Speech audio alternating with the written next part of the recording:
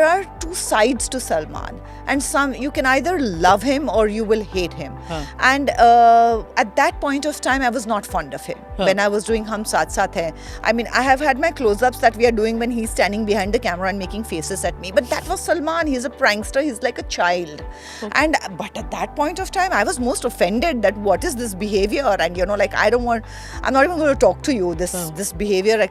But as I got to know him more and more, and you realize that he is like a child, and everything is to extremes, Okay. So if he's caring about you, he'll care about you to another extreme. And suddenly, I mean, for the same person who's making faces behind the camera is the same person who has made 2 trips maybe to New York, where I'm there to see if I'm if I'm okay in my illness, and for the fact that he would call up and check with Goldie, my husband, and say, are you sure you've got the right doctors?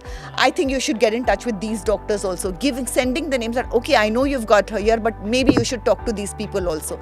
Just being so invested in wanting to know that is he doing it correctly?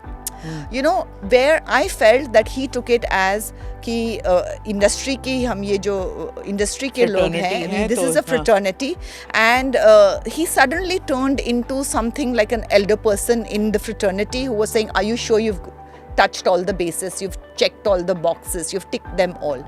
And then once he was convinced that we had done what is the best option at this point, he was calm about it. But to do that just showed how sensitive and caring he is. So I'm not trying to be politically correct. I've had my issues with him, but I've grown to understand that side of him.